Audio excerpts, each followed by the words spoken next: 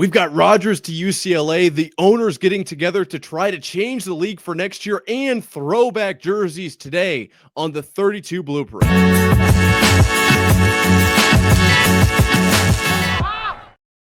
Welcome into the 32 Blueprint, your home for daily NFL content here on YouTube or wherever you get your podcasts, whether you're in the car driving home from work, maybe you're getting ahead on some laundry, or maybe your Aunt Susie won't be quiet and shut up about the owner of the laundromat that's really pissed at her for some reason because, we all know she's using pennies, not quarters. You don't want to hear about it. You throw an earbud in at the dinner table. You're putting us on to find out what is the latest going on in the NFL. We're here for you. If you could just hit subscribe to join the community and to help us grow the channel, we'd appreciate it more than you know. I'm Nick Marvitz.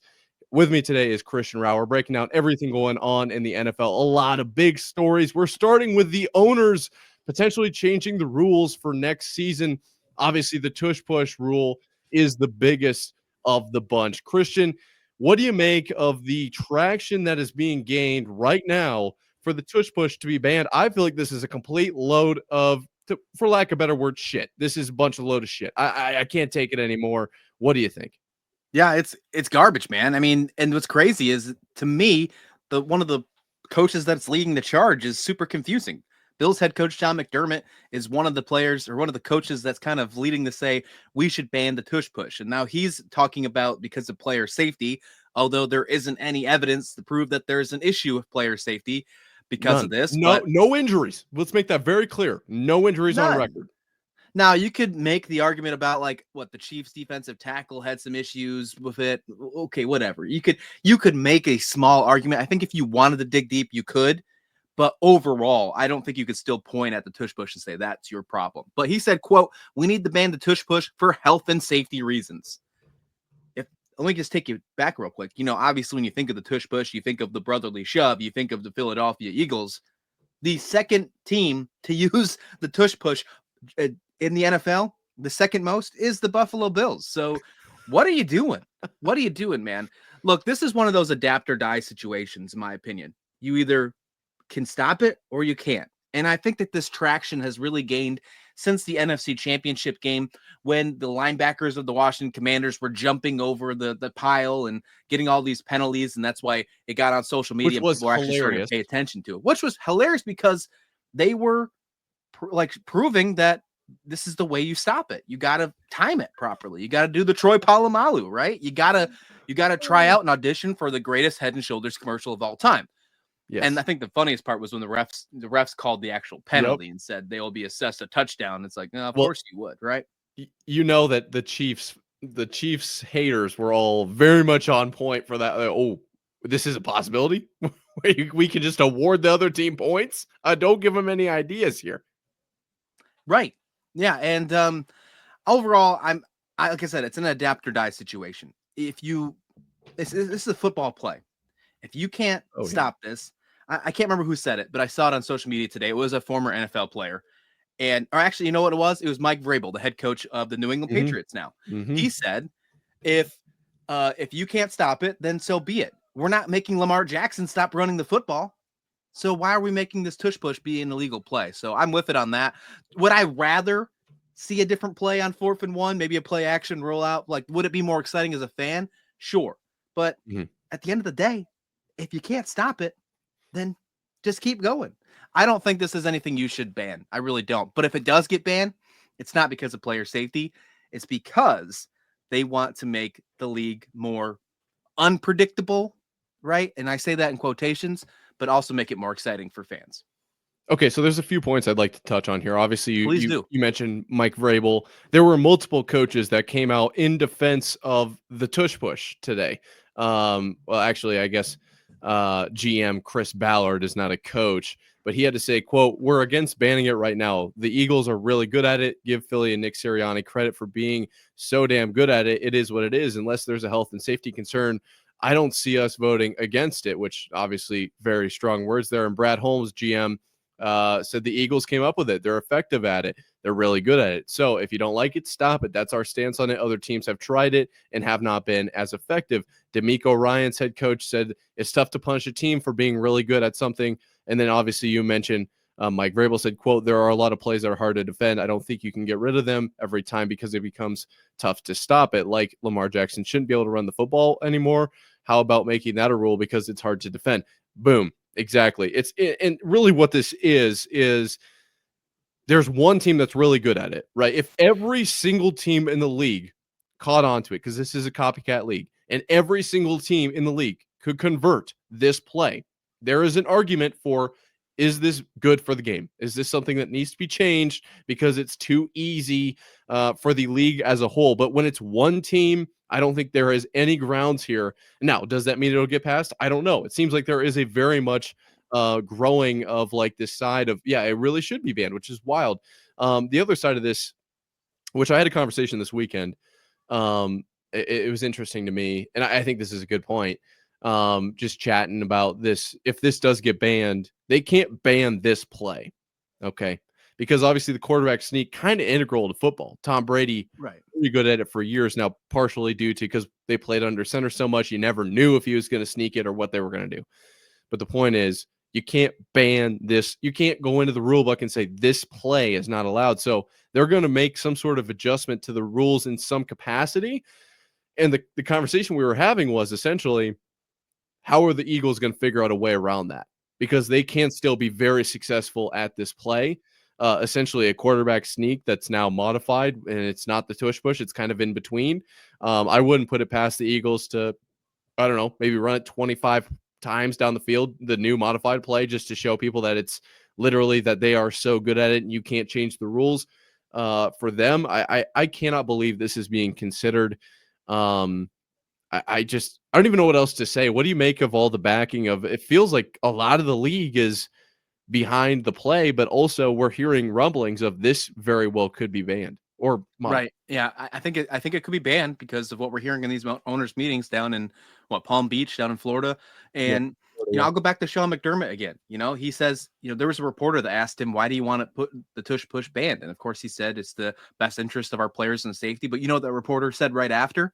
He said, "Are you still going to run it if it isn't banned?" What do you think? What do you think they're going to do? Of course they're going to run it. Why Yeah. wouldn't you run it? If that is in your option, it's not like you can say, "Well, I said it's against player and safety. I can't run this play, although it's 4th and 1. Our season's on the line, and I know Josh Allen can get me these 6 inches and extend the play." Like, come on. Yeah, of course they're going to run it. There's no doubt about it. So maybe, and just maybe, this is me speculating here. Maybe Sean McDermott is pushing this because he doesn't want to get his shiny quarterback hurt, even though there is no signs of player and safety, but they just signed Josh Allen to the largest contract in NFL history. Maybe that's why Sean McDermott's leading the charge, so they don't get their guy hurt in Josh Allen. Now, obviously, that hasn't been a concern in the past. Because Allen does suffer with some injuries. He has some injury concerns, shoulders, elbow, you name it.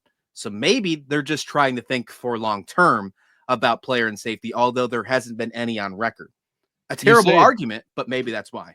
You say adapt and die or die, excuse me, adapt or die. Maybe it's adapt and die for the Bills. Uh-oh. If that's, Yeah. That's why they're trying to, move the league away from it so they can kind of drift off into the shadows of, oh, well, we can't run it. We don't have to get Josh Allen hurt, because we've seen incidents of quarterbacks being hurt, and that's a lot of force being applied to one guy. That's a lot of weight at the bottom of that pile. I know I would want. I don't think I'd survive at the Buffalo is trying to make it to the Super Bowl and win their first Super Bowl ever. The teams that have gotten their way, the Cincinnati Bengals, the Ravens, the Chiefs. I mean, the Ravens not really, but out of those teams that have gotten their way at some point in time over the last couple of years. Obviously, Lamar Jackson doesn't need a tush push, but the second most team in the league to use this play is the Bills, meaning the first in the AFC. If you're trying to get to the big game, if you're trying to get to the Super Bowl, why are you taking something out of your own pocket if you're the head coach in Sean McDermott? I just don't get it, man. I just don't get it. Well, hey, to play devil's advocate, it's because can you run the tush this push? time? I know. Can you run the tush push with your backup quarterback and not Josh Allen if he's hurt early in the season? Yeah, I mean, I think that we're going to see that in Indianapolis, right? I mean, whoever's probably not the starting quarterback between Daniel Jones, or should I say Indiana Jones, and Anthony Richardson, if he's not traded, because I have heard some rumors and some rumblings, if you will, of possibly a fun one. Actually, I heard this one on social media today. This was a fun one. Anthony Richardson getting traded to the Oakland Raiders. I heard that one. I don't believe it because Gino's Oh, is getting it? an extension. I didn't You know they know, were haven't expanding. right? Oh, what did I say? Oakland? Yeah. Oh man, sorry, that was before your time. So they used Oh, to be in come on. Oakland. I used to play on a baseball field. I know That's this. true. Come on. Yeah, I've heard some Oh, rumblings, shoot. but I mean, I can see them using the backup quarterback. And honestly, why wouldn't you? And there's a couple players in the NFL draft, a couple quarterbacks, some big bodied quarterbacks in the NFL draft. If you'd use a 5th or 6th round pick on them just for that option, I mean, why wouldn't you? Well, look at the 464-pound lineman out of Florida. I mean, his draft stock will rise significantly if the Could tush you push just imagine? Move over William the Fridge Perry. We're getting like that's a smart fridge. That's what that is. That's the one with a touchscreen. That dude's huge. Oh, is that even a fridge anymore? I no hate, but like that is such an What are those enormous. gigantic fridges, the stainless steel ones, Vikings? Oh man, so Yeah, he's got to go to Minnesota then. So we just called it. look at that. The guy from The Florida has to get drafted by the Vikings, and then they can just call him the Viking fridge. My God, if NIL was in the NFL, I mean, bring the it's royalties this there. way, folks. It Holy is cow! there. That is amazing. That's a great point. I would like to say before we move on, the whole Oakland and the baseball field deal. I actually played football on a baseball field. Comanche in Iowa probably has a Mhm. population of about 800 people, I would guess. We played baseball or played, excuse me, football on a baseball field there. Granted, it was JV. And so we just kind of all agreed not to tackle each other on the dirt. But it was a really cool experience. Now, let's move on. We got another big storyline and a little bit of a kind of development in the Aaron Rodgers field. Yes, ladies Rogers. and gentlemen, Aaron Rodgers is in the news, in the media. Hold your horses. I know it's hard to believe. Aaron Rodgers was kind of spotted at a workout with DK Metcalf running some routes at the UCLA facility. This is kind of a little bit of a big deal, in my opinion. Mark Caboli would probably stay awake if he saw this. This seems like it's actually a big deal. You talk about obviously with the Vikings maybe not shutting the door, but with the whole situation of JJ McCarthy and all of that, it seems like that's probably not in all likelihood where Aaron Rodgers would go. It seems like it's Definitely. kind of either a year off, retirement, or the Steelers at this point. And so to meet up with DK Metcalf, there are reports and people talking about like this was kind of planned. This is a legitimate deal. And I'm going to be honest. After watching the video, it kind of looks like DK wants Aaron Rodgers to come to Pittsburgh. I'm not going to, I just based on literally, it's like a 10-second video, 13 seconds. The way that DK was striding out after the catch, right? So after you catch that ball, you can stop running. You don't have to go anymore. You've done your thing. But he took off for another 30 yards, striding out, running in the end zone type deal. It looks like maybe DK wants Aaron in Pittsburgh. And if if Aaron lined this up, maybe Aaron wants to go to Pittsburgh. What do you make of this meetup? Is this a big deal? It's a huge deal. It's absolutely huge deal in the whole saga of Aaron Rodgers because one, he's finally off the beach. He's finally got some sand off his Yes. toes, and we're starting to get some ideas of what's actually going on. The fact that he's throwing a football to me shows that he wants to play. And there Type was a viral too. conversation, and we hear that all the time. We don't even know if he wants to play. Now, obviously, he hasn't came out and said he wants to That's a good return. point. But the fact that he has had meetings with the Steelers, now having private workouts, even if they are unofficial workouts with a member of the Pittsburgh Steelers, a new member, the wide receiver that you're trying to make happy, by the way, in the Steelers that just got a nice little paycheck. It's a big deal. I didn't even have to see the 10-second video, although it was great to see. Rodgers still has it. There's no doubt about that. Discount double check in full stride, my friend. But I didn't even need to see it. The fact that they met up on the West Coast together shows you everything you need to know.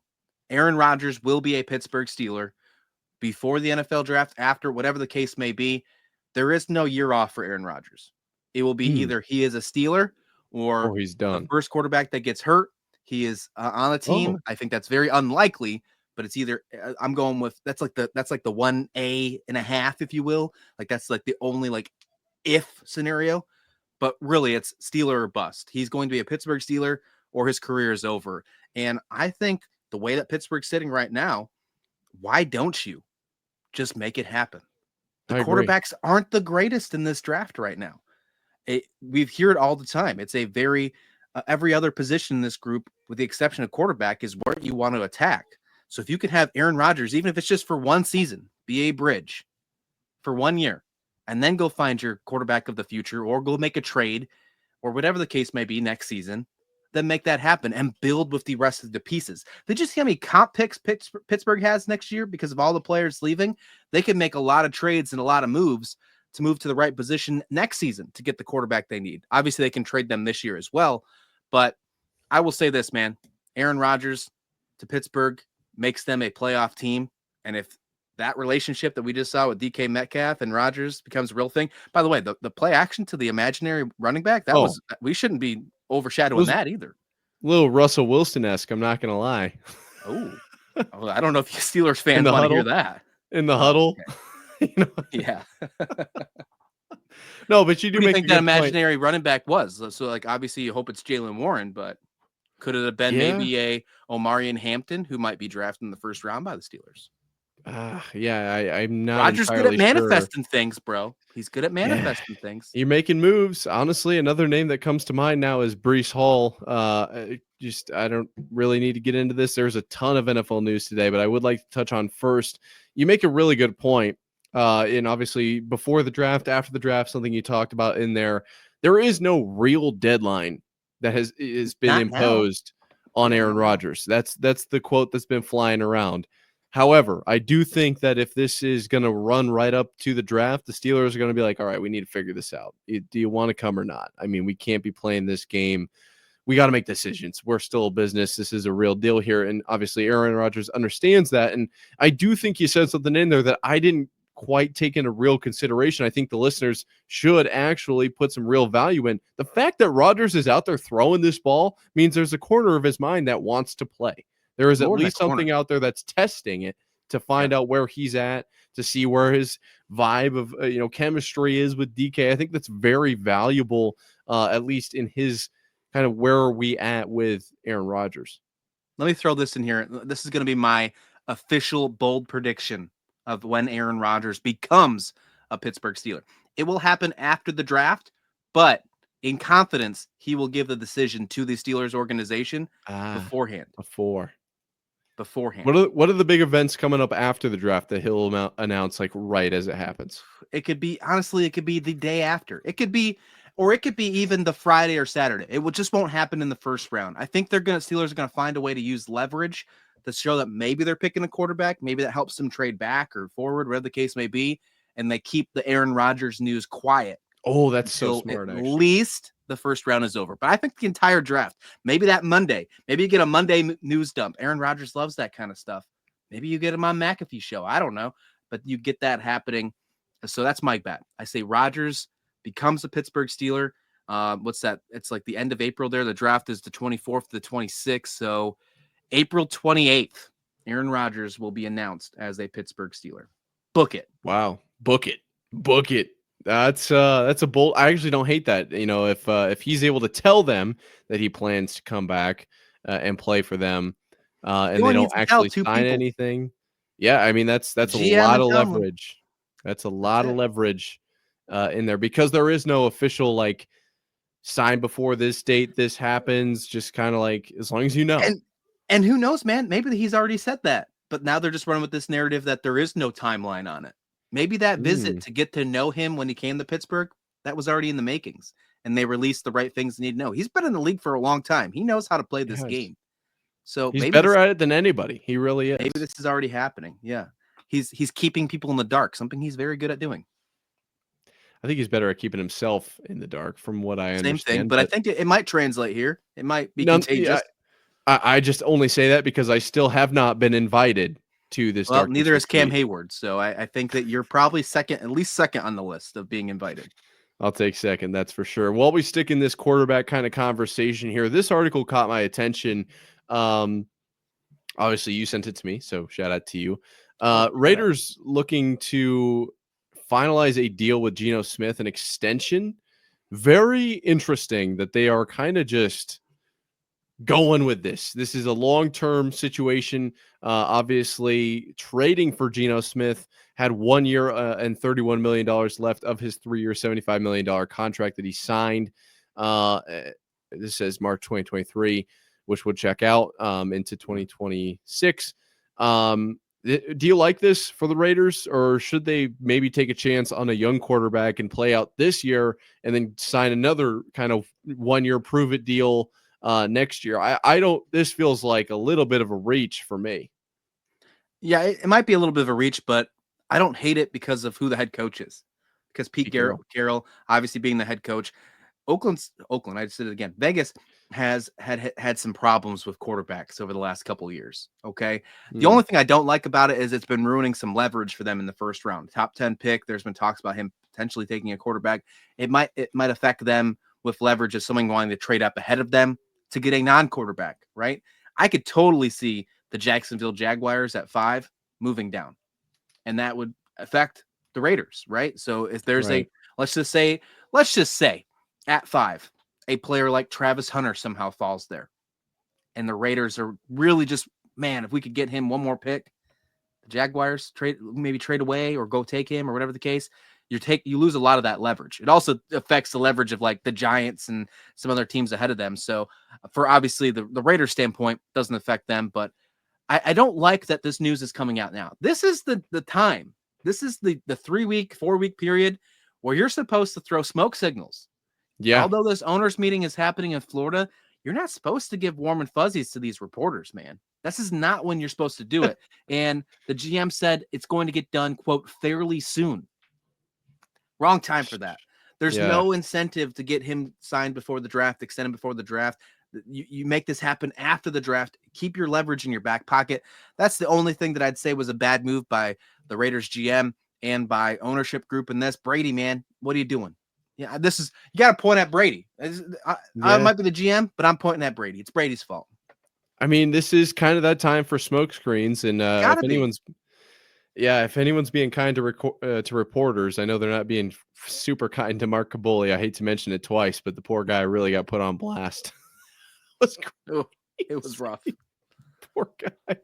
Nonetheless, I do wonder, obviously how much Tom Brady had to do with all that, and is it just he's used to being a player type of deal as opposed to an owner? I don't know. I don't have the answer to that.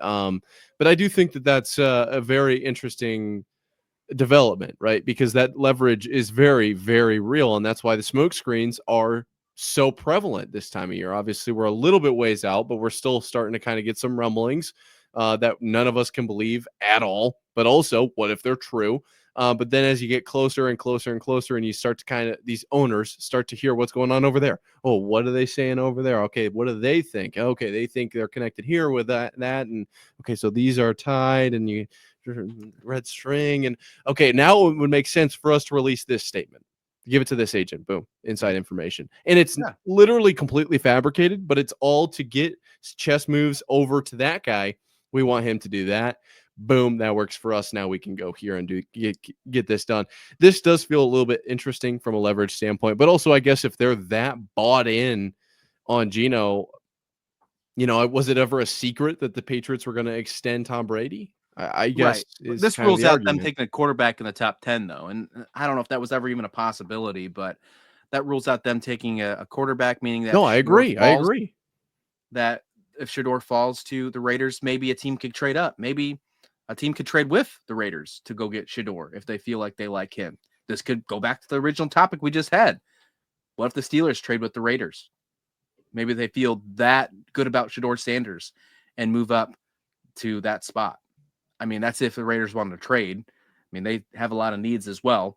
Geno Smith would ultimately look really good with a guy like Ashton Genty in his backfield, right? So he would. To turn things on their head here, we talk about kind of losing leverage. Let's talk a little bit about gaining some leverage. The Giants have talked about how they are not going to force a pick at quarterback at that number 3 position.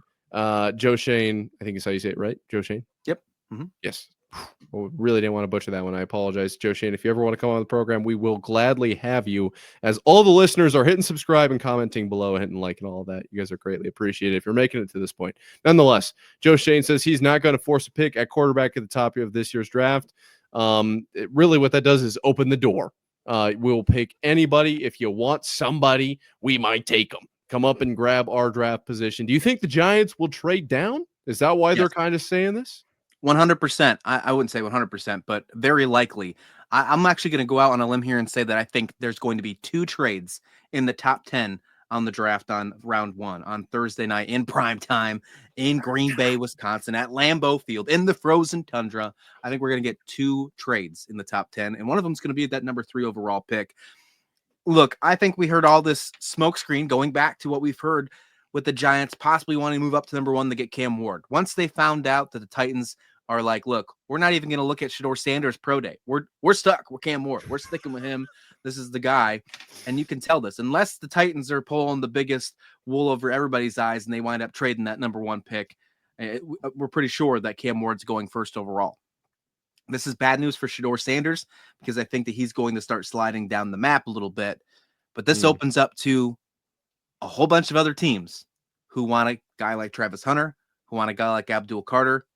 And one of them is most likely going to be sitting there at 3. Assuming Cam goes 1, you make the assumption that one of those go the other. If let's just say Travis Hunter's sitting there at 3, there are a lot of teams in this league that could like a Travis Hunter. Oh, and the Giants have a lot of problems. If they can add up maybe a first-round pick, maybe a top 10 pick, maybe the Cowboys move up and pick Travis Hunter, pick their first-round pick, next year's first-round pick, that's bigger for the Giants. Now, it would suck that they would trade with the division. That might be a bad thing. But overall, I think that's the right move. And I will say, I think there's going to be 2 trades happening in the first 10 picks. Well, let's book it twice on this episode. Book it. Bring up the bookmark. Takes. I love it. That's actually crazy. It's Taco Tuesday. We got to have bold takes. You got to. Was it the Texans I don't know if it was last year or 2 years ago that they picked 2 and 3? Or was that I want to say Texans or Cardinals, but I feel like Texans, was it 2 and 3? They were up there. It was both top 5. I can't remember. Maybe Cardinals went 1 and Texans went 2-3 is what I was thinking about. Something like that. Exciting.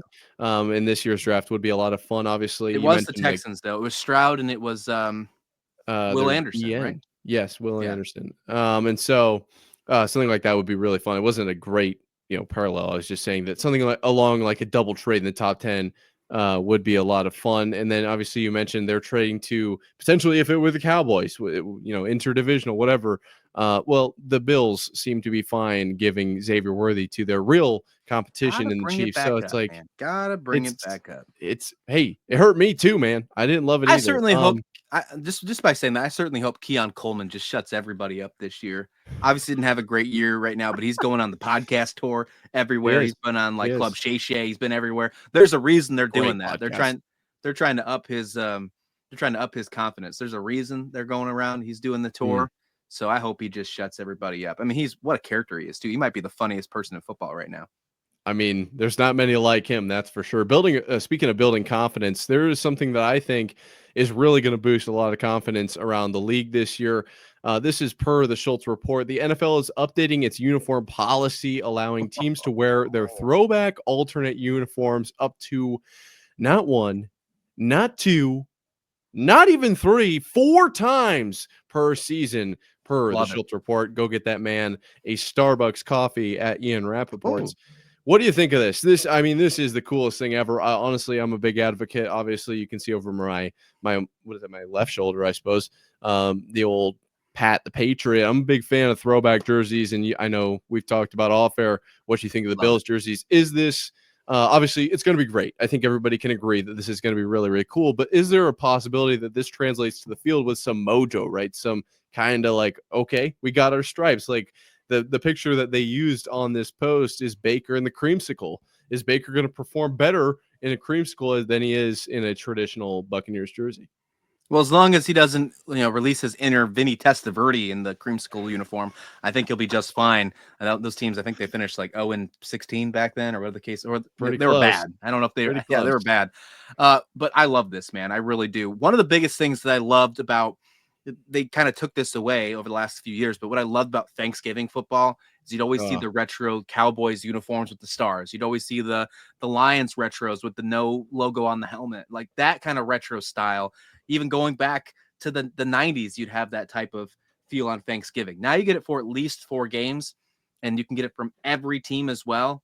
Yes, take me all the way for this. Like, give me an Orange Crush Miami Dolphins jersey, old style with the Dan Marino dolphin on the side. I'm all about that. And of course, the Bills red helmets. I've been dying to see those back, and we get the opportunity to possibly see that in the last year of Hallmark Stadium before they get their new stadium. So it's almost like a farewell to it. I love Oof. this. So I'm all for it. I'm all for it. The creamsicle jerseys. Yes. Yes. So Your many good Patriots ones across jerseys the with, league. oh, there's so many good ones. We need to have we could do a ranking. Might have to even Oh, we do a segment should. on that one of these We days. should. No, I think one thing that, obviously the color rush made a lot of noise when it went down. Really cool. We have talked about off air why that ended up kind of going away because I was so young at the time. I didn't ever see Those why Bills Jets that was. colorblind games, man. Yeah. Which is wild. But also, what if there was a kind of an integration of these throwback uniform Thursdays?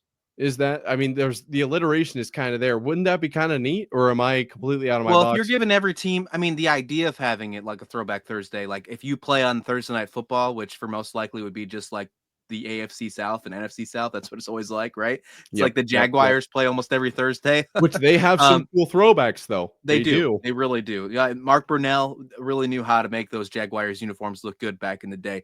I will say this though. I mean, you can play up to 4 games with them. Not every team plays on Thursday night, so it couldn't be the Right. only time. But if you were solidifying that, that's a huge win for Amazon. If I'm Amazon, I'm owning that, saying like when you come on Yeah. Thursday night, because they have a hard time getting viewers anyways, you get retro jerseys. Absolutely, I'd be all for that.